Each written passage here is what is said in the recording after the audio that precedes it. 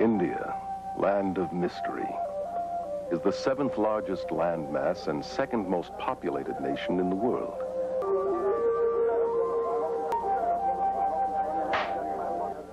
Millions of Indians suffer from malnutrition, disease, and poverty. The people are apathetic because their religion has taught them to be detached observers, disregarding the agonizing lifestyle which imprisons them. V.S. Naipaul, himself an Indian, describes India as a wounded civilization paralyzed by her religious beliefs. This complex and contradictory religion, known as Hinduism, promotes the worship of enlightened god-men called gurus and countless idols. It deifies both nature and femaleness and believes Mother Goddess to be the original deity. She is worshipped in many forms, as Mother India, venerated in the shape of her map, as Mother Earth, reverenced in the cow, whose urine is even seen as sacred, in Goddess Kali, the goddess of death and destruction, who demands to be pacified with blood sacrifices. This river is worshipped by millions who flock to her banks to perform daily toiletries and annually dump hundreds of thousands of dead bodies to assure them of a better reincarnation. Its pollution does not dampen the spiritual fervor of the people who believe its waters to be essential for all religious ceremonies and imbued with magical and healing powers. Incredibly, the West is today looking to Hinduism's superstitions for hope. The religion that has all but destroyed India has now infiltrated every area of Western society.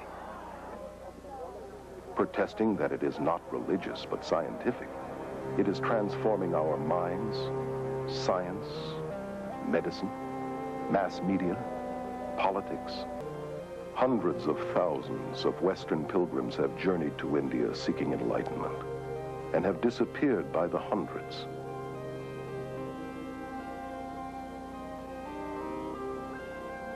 All too often they are destroyed by the madness and perversion of the very gurus they have worshipped and looked to for salvation. Descended from a long line of Hindu spiritual masters, Rabindranath Maharaj is a former guru and accomplished yogi who is worshipped by thousands. In his autobiography, Escape into the Light, he tells of his life as a guru and why he abandoned Hinduism. The Hindu needed to be near his guru. The Hindu needed to consult his guru. He eventually saw his guru as the only means to salvation. It is absolutely extraordinary also to look at disciples of some of these gurus that I saw in India, for example. These adoring, huge, open eyes that just will accept anything from him and that just love him beyond anything. I loved Maharishi. I worshipped him. Therefore, everything he said or did or thought was perfectly right in my eyes. I just met Bhagwan and there it was. It's nobody else than him. Bhagwan is my master and I love him. I'm in love with him. That's the only thing I can say. Guru Bhagwan Rajneesh, given refuge by the American government after fleeing his native India, has purchased a 100-square-mile ranch in central Oregon, to which his red-clad disciples flock from all over the world. It is a love relationship, master and disciple. Something happens in your heart when you see a master. Bhagwan's my master.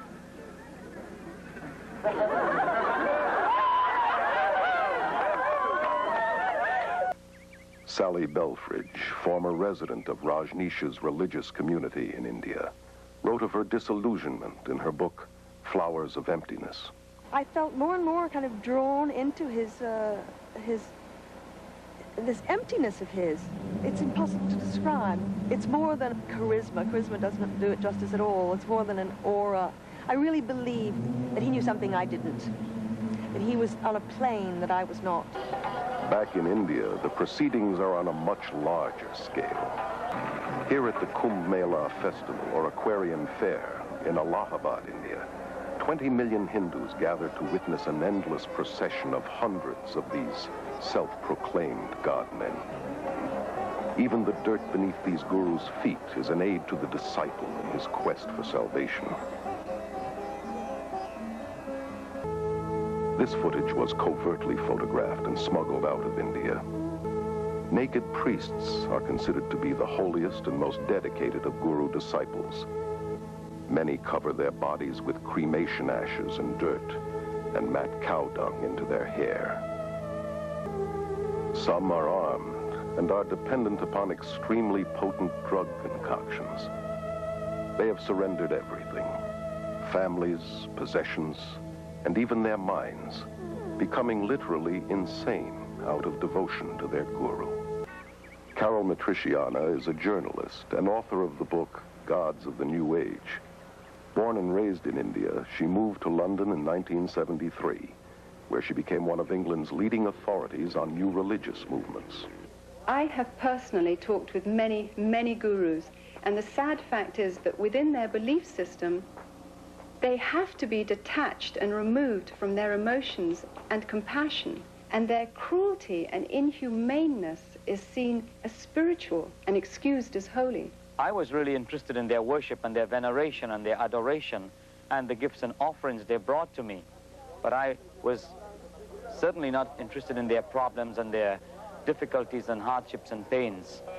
Prabhu Guptara, born and raised in India, is currently a journalist and media commentator in London. Gurus are going to the West because of two reasons. First, of course, they want to convert people. They want them to become followers of their own religion, in some cases themselves. And secondly, because they feel they have something to offer. What these gurus have to offer is a family, a community to belong to, which they don't have. Dr. Os Guinness, an Oxford scholar and noted world lecturer, is author of the bestseller, Dust of Death. One of the deepest longings in the modern world is for a sense of meaning and belonging, sense in their lives and sort of stability in their worlds. And people, having not found that in the West, are hungry for it. And reacting against the West, they're backing into the arms of the East without looking at it straight. Eckhard Flotter, a successful German journalist, became a devoted disciple of Rajneesh in 1979 and spent several months with him in India. Rajneesh clearly says that the family, that marriage, that all these traditional family bonds are rotten. The only relationship that counts is between his disciples and him. Kathy, devoted disciple of Maharishi Mahesh Yogi for 15 years, was a teacher and governor of Transcendental Meditation, known as TM. I thought TM was strengthening my family, but it was really weakening it because I was turning all my attention in on myself. Contradictions are also seen in the attitude towards women, who on the spiritual level are the focus of worship. Their femaleness is seen as the creative power of God. For instance, to be initiated by a female yogini is considered much holier than initiation by a male. And yet, on a day-to-day level, women are considered lower than men and treated as less than human. Dr. Johannes Ogard is a professor at Aarhus University in Denmark. He is considered to be one of Europe's leading experts on Hinduism and its worldwide missionary movement. It's fair to say that according to Hindu doctrine, there's no salvation for women. Meaning that if women are to be saved, they have to qualify by serving the males in this life in order that they may be born as males in the next life. I had a conversation with a group of Hare Krishna female missionaries. Their leader argued, without the slightest irony, that the most foolish male is always more intelligent than the most intelligent female. Most of the gurus that I know of in the West are super rich. Gurus are more interested in white disciples than in Indian disciples, largely because they get more money from the whites. Rob, former transcendental meditator for 13 years, was a TM governor and in charge of teacher training at Maharishi International University. The TM movement is very wealthy. They have land holdings all over the world. They have beautiful hotels in Switzerland. They have university campuses in the Midwest. They have academies on the East Coast, the West Coast. Maharishi made a statement that says, when the money comes to me, he says it's transcendental.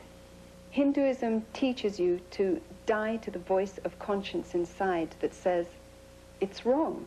It teaches that there is no sin. This can be seen in the way that gurus and their disciples justify murder, violence, robbery, bribery, and crooked business transactions, all done in the name of heavenly deception. People undergo, as I did, a change in their value system and become confused about what is right and what is wrong. Another danger that you can see in a lot of the Eastern thinking is the sort of syncretism and the failure to make distinctions so that you transcend not just right and wrong, but this and that. And I think it's very important to say there are distinctions, not just between right and wrong, but between all sorts of things, to think critically, to think clearly. The whole philosophy of Hinduism is very relative. There are no absolute moral standards upon which to act. Your feeling of right or wrong would change according to your level of consciousness.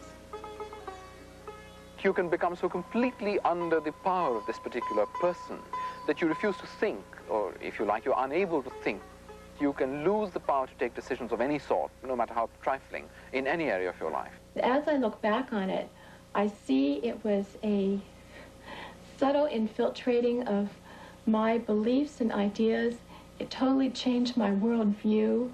It gave me little or no moral standards by which to guide my life. It is part of the world of illusion, and the goal is to withdraw and detach yourself from it. So there's no high view of, say, social action or compassion or an outraged concern to see justice in this world. On the contrary, if you do things like that, very often you're just tinkering with a person's karma. They believe that when a person suffers, that is what he's due as a result of the law of karma, because you've done something very sinful in this lifetime or in a past lifetime. So there's very little compassion. One just was taught to ignore all of the dreadful, I mean, the intolerable poverty and suffering of India. There were beggars clustering around the gates of the ashram day and night, children starving, living in little huts surrounding what was supposed to be a religious community. Life is suffering. Therefore, you cannot escape suffering without escaping life. Interfering with suffering, entering into suffering, is totally ununderstandable for a real Hindu. I was a member of the Social Service League at the college, and we were trying to do what we could to help people in the villages. A gentleman who was head of the Department of Hindi came around to us and said, why are you doing this? These people who are suffering in the villages, sick or diseased or whatever, have come to earth in this state because they have done something wrong in their past lives. Now, no matter what you do to them, if you cut short their suffering in this life, what will happen is they will simply come back in their next life in the same state or a worse state. So you're really wasting your time. Suffering is there, and you can't do anything about it. But you can meditate yourself away from suffering. Humanitarian activities are, again, by principle, foreign to Hinduism. When they are found within Hinduism, it is a direct influence from the Christian missionary movement, a sort of imitation of Christian missionary activity. Now, you compare that, say, with Jesus, who face to face with death was not detached or uninvolved. He was angry and he wept. Why? Because death is outrageous. God didn't make the world like this. Something's out of joint, something's wrong. And the Christian view sees evil and death as the wrong they are and therefore fights them. And that's what the East lacks. In the Christian tradition, the suffering is taken so seriously that God himself had to enter it and take it upon himself. Without this taking upon himself the suffering of mankind, there is no Christianity. That's the heart of Christianity. Although the Hindu tries to convince himself that suffering is only in his mind, an illusion as he calls it, Maya, at the same time he believes that he has to suffer again and again by forever being forced to return to this world through reincarnation. There is no escape from this endless wheel of samsara, life and death. Because in Hinduism, unlike Christianity, there is no forgiveness, because there is no sin. Therefore, sadly, also, there is no hope. All the gurus that I know of in the Western world teach reincarnation, a doctrine very central to Hinduism. Reincarnation is all about dying and coming back to this world in one form or the other. Hare Krishna people believe in transmigration of the soul, as they prefer to call it, traveling from body to body to body. Gandhi called reincarnation a burden too great to bear. Yet it is being eagerly embraced in the West in diluted form, as part of a patent blend of Hinduism and Zen Buddhism, camouflaged with psychological terminology. This New Age religion is promoted through thousands of worldwide networks and hundreds of major gatherings, such as this Mind, Body, Spirit Festival held in Los Angeles. It is a westernized version of India's Kumbh Mela and promotes many of the same gurus and practices, from astrology and palmistry to psychic readings, healings,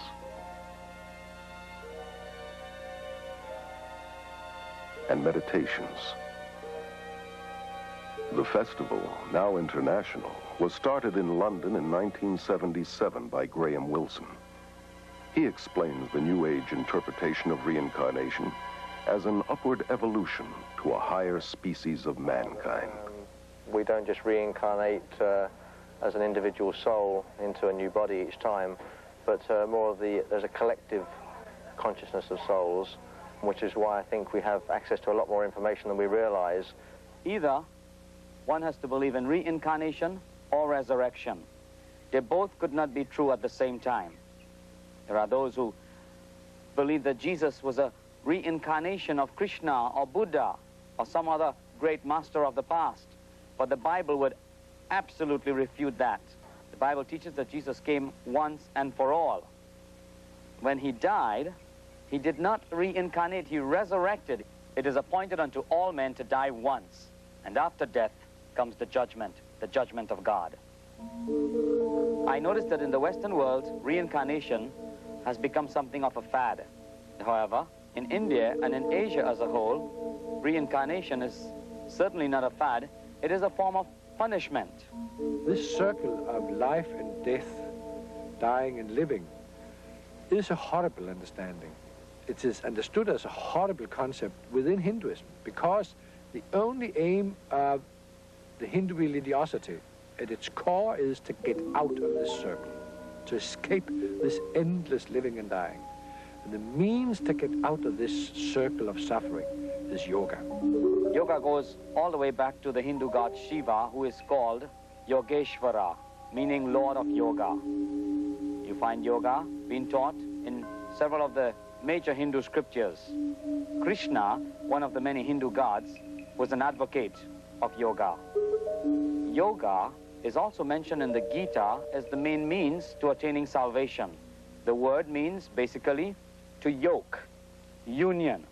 The goal of the Hindu is to be yoked with Brahman. Brahman is the Hindu concept of God, the all or the absolute. Yoga, in its many westernized forms, is also at the heart of the New Age movement that has adopted Hinduism's basic beliefs and goals. In spite of the seeming variety and hundreds of competitive schools of yoga, all forms come out of India and lead into the occult, though most Westerners are not aware of this. Yoga techniques include breathing exercises, or prana, positions called asanas, dissolving the mind, known as laya, psychic powers called siddhis, repetitious chanting, named mantra, and deliberately cultivating black magic, known as tantra. In my extensive travels in India, I have encountered a number of Westerners who have got into Hinduism and begun following Hindu gurus as a result of a very simple initiation into a yoga class. Yoga is in many ways the heart of Hinduism. There is no Hinduism without yoga, and there is no yoga without Hinduism. Although there are many types of yoga, the one most familiar in the West often passes for physical exercise and is called Hatha Yoga. It promises mental and physical health, but its Hindu roots and real goal to yoke with Brahman are seldom taught. Johanna Michelson, former yoga teacher and assistant to a psychic surgeon, tells of her experiences in the occult in her autobiography, the beautiful side of evil. Another word for mantra is charm, or to cast a spell, if you will. And in mantra yoga, a word or a phrase or the name of a demon god is repeated over and over and over again to bring the individual to a vibration level that will attract that which is being chanted for, to bring about the desired effect. It's exactly what the white witches and magicians, so-called, use in the casting of their spells. We were always told, no, it's just a meaningless sound. Had nothing to do with Hindu gods. But every time a person would sit down, they'd be invoking a Hindu god by thinking that mantra over and over again, be stronger in their life. Om Namo Narayana, Om Namo Narayana, Om Namo Narayana. It's just one of them. The chant goes, Hare Krishna, Krishna Krishna, Hare Hare, Hare Rama, Rama Rama, Hare Hare. Thereby the mind or the brain is emptied, and you get a clear mind, as they call it, a thoughtless mind. It's sometimes referred to as a hypnotizing or brainwash technique, because whenever you're having a problem or running into some confrontation, you retreat to the security of the chanting instead of thinking a problem through. Jesus said that repetitious prayer is not acceptable to God. Maharishi Mahesh Yogi, originator of TM, claims to have put Eastern meditation on the mystical map. With over 3 million followers, TM is the largest guru movement ever to invade the West. What makes TM unique and different from any other practice that's going on today is that it offers enlightenment very quickly. It offered a jet ride, you might say, to self-realization. I started experiencing being lost in this state of awareness called the Absolute. In essence, Maharishi taught that we all come from that nothingness, and that is the source of all our consciousness, of all of our thinking and everything we do. Maharishi's primary thrust is the marketing of his Siddhi Yoga, which is designed to develop psychic powers such as levitation. These courses, like most guru programs, cost thousands of dollars. Rob was able to finance his advanced training through government student loans, totaling $6,000. During these sessions, it's a very strange environment. People speak in tongues, they yell and they scream, they talk in foreign languages. It's like a madhouse, and it's real crazy. Everyone bouncing around on foam pads, flying up in the air. Rajneesh is one of India's most controversial gurus, largely because of his endorsement of shocking sexual practices as a prerequisite for salvation. His brand of yoga, called dynamic meditation, is a New Age combination of Hinduism and psychotherapies. This exercise, involving rigorous breathing and hyperventilation, is designed to arouse the serpent force called Kundalini, which the gurus believe lies coiled at the base of the spine. The next phase, the screaming phase of dynamic meditation, feels like when you finally had an opportunity to throw a tantrum when you were a little kid. By the time you get to the third phase of jumping up and down and yelling "who," you're hardly there at all. And so it's pretty hard to remember what happens when you're there. I guess the closest thing I can associate it with is mindlessness. You get to a place where your mind actually leaves your body. Your body's just jumping up and down, and your voice from your gut is yelling "who," and you're not doing it anymore. You become one with this whole energy. The next phase in dynamic is the quiet space. Someone yells "stop," and you've just been doing 30 minutes of intense catharsis. And what happens after being in such incredibly intense movement for so long is just a feeling of peacefulness and stillness. My mind actually stops, and I feel a oneness with the whole universe. There have been glowing reports published giving credit to the gurus and their pseudo-psychological techniques, but neglecting to mention the thousands of cases of emotional and mental breakdowns, insanity, suicide, beatings, murder, rapes going on in guru centers, various guru centers worldwide. One of the fastest growing yogas in the West today is Tantra. Seductively offered as an exotic means for enhancing one's sexual experiences. Like all yoga, it is designed to provoke possession by Hindu spirits, in order to break the chain of reincarnation. In Tantra, advanced disciples indulge in the most degenerate behavior, from human sacrifices to sexual perversion and sorcery. Tantra Yoga is the extreme expression of Hinduism. If you will, it's the black and so-called white magic in which the Shakti, the Kundalini force, is aroused, the psychic powers that accompany it are in full bloom, and the individual, depending on his personal preference, can channel this force either into the black magic, which includes rites of meditating upon severed heads, human heads in India, and eating bits of flesh and the unconsumed parts of the cremation rites and other practices, horrifying practices. Or they can take it into what they call the white magic part of it, in which they are using this power, this force, for healing, for the benefit of mankind, if you will. Yet Anton LaVey, the Pope of the First Church of Satan, has said it very explicitly. He said that to believe there's any such thing as white magic is mythology. There is no such thing as white magic. All of it has its source in occult psychic power, and it has nothing whatever to do with God. Although yoga is sold to the West through various gimmicks and techniques, its basic occultism remains the same. The hope of immortality is at its heart, and the dream of realizing one's own inherent divinity is its ultimate purpose. Becoming a Christ, they call it. Despite the claims that yoga is only physical and non-religious, it is the very essence of Hinduism's spirituality. It eventually leads to the realm of the spiritual, to meditation, where the person looks into himself to find the true self, and in finding the true self, he believes he's finding God. This new yoga in the West went into a sort of amalgamation with occult and Gnostic groups. And the Hindu mythology was put forward in a sort of demythologized way, which we now recognize in such terminology as New Age. The age of the enlightened man, the age of Superman, the man with super consciousness has begun. God is losing all importance. Man is the only thing which matters. And man is saving himself by his knowledge, by the development of his mind faculties. You know, the frightening thing to me now, as I look back, is I started having the experience that I was God. And as God, I could completely structure my life and my universe exactly the way I wanted it. Dave Hunt, noted author and lecturer, is one of America's leading experts on the New Age.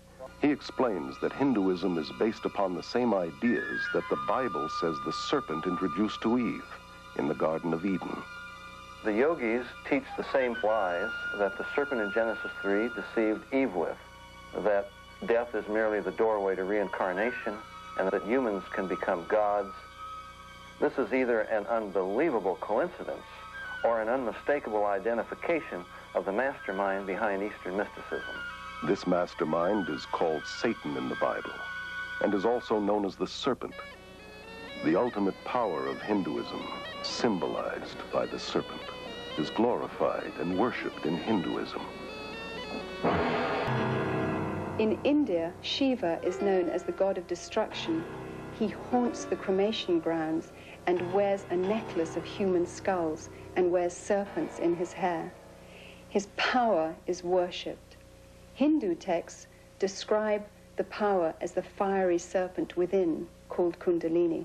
This Kundalini yoga is now at the heart of nearly all yoga. Even yoga schools which pretend to be purely technical Hatha yogic schools, in their heart are Kundalini yogi. They are arousing the Kundalini, but they don't speak about the Kundalini. They speak about the energy, getting the energy up, raising the energy, and indicating that this simply means that they get more healthy and sound.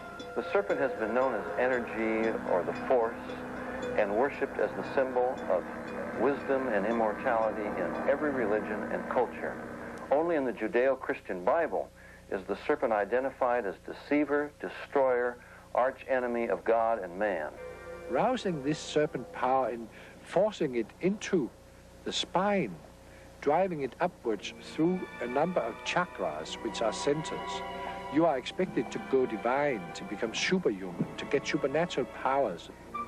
The breathing exercises are designed to teach you to absorb the prana, the energy life force in the cosmos, to channel it into the chakras, the psychic channels, thus awakening the Shakti force, the Kundalini force, and bringing about those psychic powers, which are such an integral and prevalent part in yoga. There are many dangers in the breathing techniques. Even the writers and the proponents of these exercises are quick to warn that not only do these things trigger emotional and mental diseases, which have been known to place people even in insane asylums for the rest of their lives, but they also recognize that these exercises can open your soul and your mind and your entire being to a takeover by demonic forces. But the real yoga means gradually cut the relationship between your soul and the bodily world. You stop your life processes. You stop your thinking. No thoughts are allowed in the mind. Many people don't realize this, but it's terribly dangerous to go into a meditative state in which the mind is simply left blank, and that ultimately is the purpose of the meditations in yoga. It's like opening the door to a room. Whatever comes through, you have no control over. It is simply not true that yoga teaches you to breathe in the best possible way. Yoga teaches you to reduce the breathing down to a minimum and finally to stop it. You also have to stop all the movements of the body, all the movements of the muscles, the nerves, and bring your body to a complete standstill. In fact, there are some of the hatha yogic exercises which can be used as a sort of gymnastics. But fundamentally, it isn't gymnastics. It's in the same way as serving in the army has certain healthy aspects and perspectives. You get stronger, you get more vigorous, but the aim of the army is certainly not health care. The aim of it is to learn how to kill. The same with yoga. The aim of yoga is to learn how to kill yourself off, to get rid of life and death. I thought I was being strengthened, but what I was really doing is flipping into an altered state of consciousness, a form of self-hypnosis, which is very weakening to the mind and to the body. But this weakness made me afraid to give it up. The biggest danger I found in practicing transcendental meditation was the dependency on the technique itself. It's kind of like drugs. A drug addict doesn't want to give up his drugs, and because the experience is so pleasing, and he feels his life will crumble around him if he doesn't have it. It is, in fact, a sort of psychotic withdrawal. Being afraid of contact with the external world, you create your totally alternative inner world. I thought I'd have the experience of like leaving Shangri-La and all of a sudden turning old and weak and disintegrating. I was afraid that I would lose my clarity and my energy. But little did I know, when I did give it up, I gained all these things that I never had when I meditated. Behind today's aggressive campaign for world Hindu domination is a secretive organization called the Vishva Hindu Parishad. The Hindu Vishva Parishad, in its magazine, very clearly states that the yoga teachers in various parts of the world are the front missionaries of Hinduism. Obviously, they don't know it, but they are looked upon like that by these people who are running the central organization. The teachers themselves are being duped, hypnotized, brainwashed, whatever you want to call it, but not seeing what is really happening there. I was becoming a Hindu, and it was a very big deception. The Vishva Hindu Parishad's plot to convert the world to Hinduism has created thousands of New Age worldwide networks with tens of millions of converts, all working for a new one-world government. Through the repackaging of yoga, the Western mind is being systematically conditioned to accept a neo-pagan worldview. It claims to offer more integrity, selflessness, goodwill, freedom, and says it is the very alternative to Christianity's narrow way. Yoga is really part of our society now. It's being sold everywhere as technique for relaxation, for becoming unstressed, brighter, more beautiful. The self-centered world of glamour promotes yoga, meditation, and visualization techniques as a means to a healthier and more beautiful body, mind, and spirit. Many of the people practicing yoga that I have met say to me that they only practice it because of the physical benefits. Any Hindu would tell you, however, that there is no yoga that is purely physical. Yoga exercises were not designed for physical fitness, but to realign the serpent force within the body, to achieve godhood, that yoking, which is what yoga means, with Brahman. Anyone interested in physical fitness ought to do exercises designed for that, not yoga. In addition to promoting yoga, fitness and health magazines advocate various schools of vegetarianism, a practice essential to Hinduism. An extreme example is macrobiotics, which attempts to manipulate spirituality through diet. Maharishi once said that vegetarianism was the highest form of diet. You're not able to have as much endurance, not as much strength, because I was a vegetarian for many years, lost a lot of my strength. God did not ordain vegetarianism. Jesus was not a vegetarian. He fed the multitude with fish on more than one occasion. He himself ate fish and the Passover lamb. Health food stores are among the main fronts for guru organizations in recruiting and are major distributors of New Age literature. Thousands of MDs, PhDs, chiropractors, and dentists are enthusiastic proponents of New Age holistic medicine. These New Age practitioners operate from the premise that treatment of the body must begin with treatment of the mind and spirit. These therapies involve countless techniques, most of which incorporate altering one's consciousness or hypnosis. Always part of the occult, hypnosis has become the main bridge between Hinduism and modern science.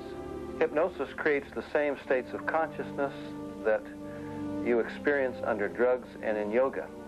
Faith in God is being replaced by faith in our positive thinking, in the idea that somehow if I can make myself believe that something will happen, then it really will. This is a counterfeit of the true faith. Many believe that hypnosis is okay if used by qualified counselors. Somehow used by the right people makes it scientific and not occultic. So Christians naively use it, as do many of the new consciousness movements like EST, Scientology, mind dynamics, silver mind control, and alpha brainwave training. In pursuit of Freudian myths, psychiatrists use hypnosis to regress patients back into their childhood and into the womb where they relive the traumas of their birth, despite the scientific fact that the prenatal, natal, and early postnatal brain is not sufficiently developed to carry memories. I did indeed experience my original birth thought, but I felt it wasn't enough.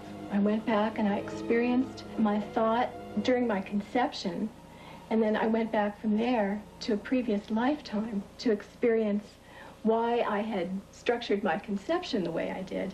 I mean, it's never ending. You can just keep going. Moreover, they take them right back into prior lives where they come out with factual recountings of lives they've lived all over this earth. Obviously, the memory is not coming from the brain. It's coming from a deceptive source. The field of medicine is embracing numerous New Age beliefs that cannot be explained scientifically, such as acupuncture, which claims to manipulate the Kundalini force with needles, and biofeedback, which uses a monitoring device to train a person to control ordinarily involuntary functions, such as blood pressure. The Menninger Clinic's documentary on biofeedback calls it the yoga of the West. Elmer and Alice Green, pioneer biofeedback researchers, admit that it creates the same state of consciousness and results as yoga. This electronic yoga has now been introduced by psychologists into the world of sports, including the Olympics. Self-help therapies are a motivational tool used by hundreds of competitive businesses across America. Weekend success and positive mental attitude seminars and mail-order subliminal persuasion cassettes promise to improve personal and business performance through a blend of humanistic psychology and Eastern mysticism.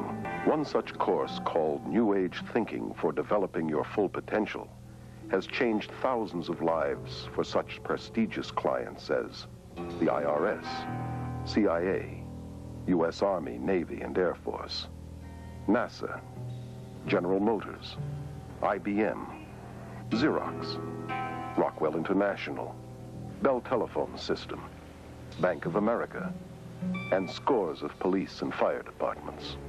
The human potential movement, with its emphasis upon self, self-esteem, self-love, self-acceptance, a positive self-image, is simply a westernized version of the yogi's self-realization, the guru's concept of the divine within, that we're all God. Rolling Thunder, the Shoshone Indian medicine man, has said, scientists will eventually discover what pagans have always known. That's exactly what's happening through the invasion of Eastern mysticism into the West.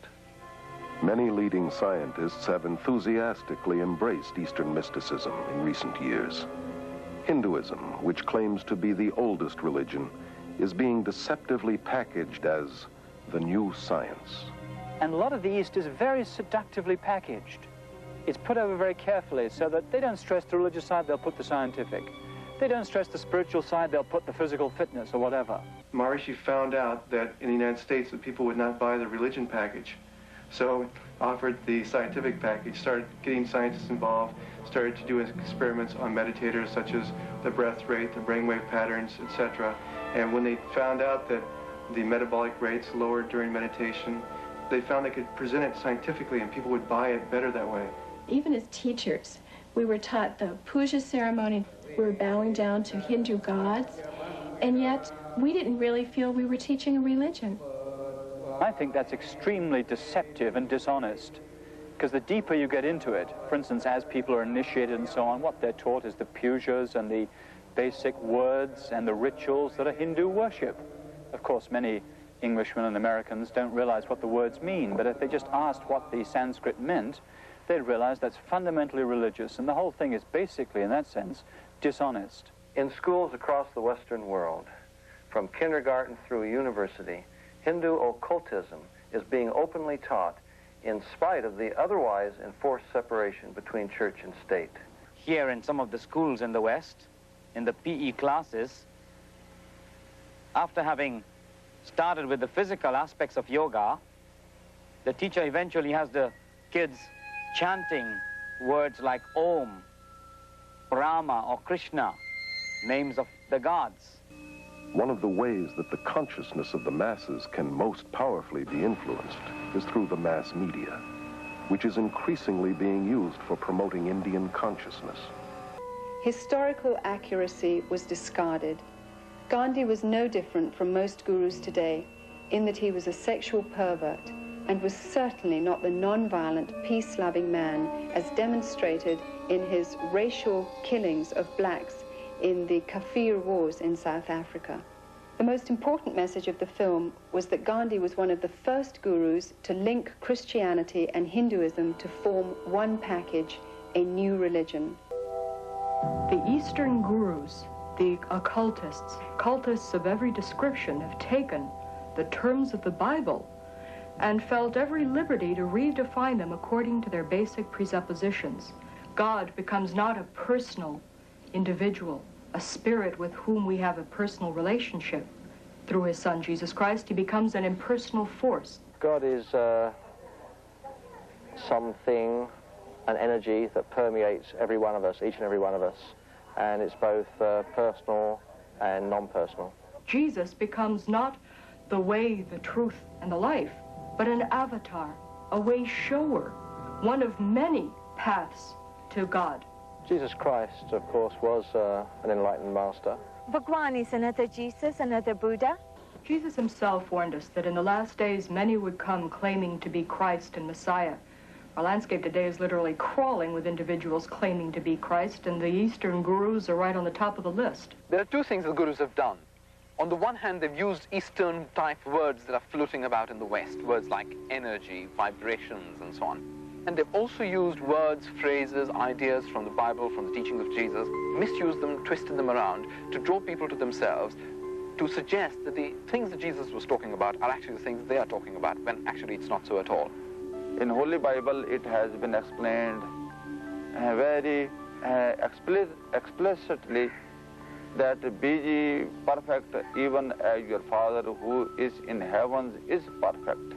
And we are also basically the same as he is. If humans are inherently good, then why do they lie, cheat, steal, make war? Whatever good there is within us apparently isn't enough to keep us from doing evil. Therefore, to seek salvation from within is to seek it from the wrong source. We're not separated from our higher self. We're separated from God by sin. As a society, we've become geared to basing our beliefs on our experiences. If our experience and our feelings tell us that something is valid and genuine and good, then we automatically assume that that is the measure of absolute truth. The Jesus who came to me in times of deep meditation gave me visions and experiences that were beautiful beyond description. I was convinced that because I was witnessing miracles of healing, because these things are so filled with love, they must be good and from God. And yet one day it occurred to me that I had no objective, absolute truth against which to test my experiences, that my feelings, my emotions, perhaps were open and subject to some form of subtle manipulation which I didn't understand. At that point, I decided to look into the Old and New Testament. I knew that I'd fallen then for the Jesus of the counterfeits. Trying to develop spirituality based on feelings, ecstasy, or experiences is like building a house on sand. Our relationship with God should be built on a solid foundation of biblical knowledge. Now, I believe that we are challenged to test the Spirit, that we should read Scripture, that we should study the Bible, and that we should not value experiences higher than the Word of God. Ernst Winter has a PhD in international law.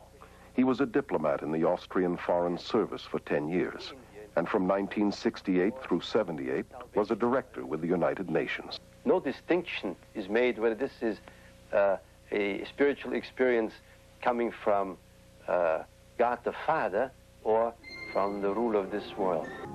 Under the umbrella of the United Nations, countless New Age groups spread their philosophies worldwide. The UN has its own meditation room and resident guru, Sri Chinmoy. A graduate of Harvard School of Divinity, Leland Stewart, directs the Unity and Diversity Council, a powerful New Age promotional network that originated with a 1965 directive of the United Nations General Assembly.